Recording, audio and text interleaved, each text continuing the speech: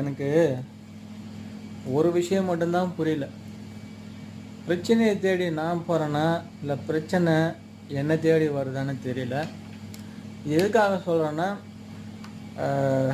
இப்போ போன இந்த திங்கக்கிழமை ஸ்விக்கியில் ஃபுட் டெலிவரி வந்து அந்த வேலைக்கு போயிட்டுருந்தேன்.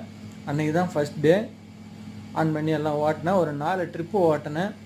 155 ரூபா என்னுடைய பேலன்ஸில் இருந்துச்சு.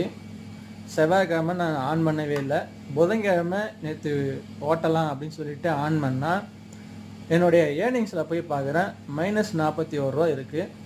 எப்படி என்னன்னு சொல்லிட்டு உள்ளே போய் பார்த்தா, செவ்வாய்க்கிழமை டியூட்டி வந்து நான் வந்து அது கேன்சல் பண்ணியிருக்கேன் அப்படின்னு சொல்லிட்டு கேன்சலேஷன் பெனால்ட்டின்னு சொல்லி 196 ரூபா போட்டு அந்த 155 ரூபா இருந்துச்சு இல்லையா பேலன்ஸில், அதை பிடிச்சது போக -41 ரூபா நீங்கள் தரணும் அப்படின்னு சொல்லி பேலன்ஸ் ஷீட்டில் வச்சுருக்கானுங்க. நான் செவ்வாய்க்கிழமை ஆன் பண்ணியிருந்து கேன்சல் பண்ணியிருந்ததுனால அந்த பரதேசி அந்த மாதிரியான ஒரு இதெல்லாம் பண்ணலாம். நான் தான் ஆன் பண்ணவே இல்லையாடா.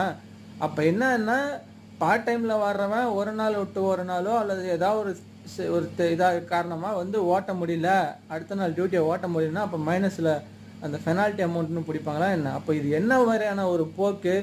வளர்கிற வரைக்கும் ஒரு மாதிரியான ஒரு இது, அதே போல் ஆள் உள்ளே வந்து ஜாயின் பண்ணுற வரைக்கும் ஒரு மாதிரியான பேச்சு, ஒரு மாதிரியான போக்கு. ஏன்னா பரதேசி சுகி, இந்த கர்மதத்தெல்லாம் நீ முதல்ல சொல்லி தொலைக்க வேண்டியது தானே. வந்தால் கண்டினியூஸாக ஓட்டணும், அப்படி இல்லைன்னா நீங்கள் 1 to 1 நாள் ஓட்டினாலாம் நாங்கள் வந்து பெனால்ட்டி பிடிப்போம்னு சொல்லி தொலைக்க வேண்டியது தானே. இவனுங்க எதுக்கு வீக்லி பேமெண்ட் வச்சுருக்கானுங்கன்னா இதுக்காக தான் போல. திருட்டு பாயெல்லாம் இருக்கிறான். டேய், இதுக்கு பேசாமல் வேறு ஏதாவது பண்ணுங்கடா. டே ஏன்டா அப்படி எங்களை மாதிரி இந்த பார்ட் டைமில் ஓட்ட வரோம் பாவத்தை ஏன்டா கொட்டிக்கிறீங்க?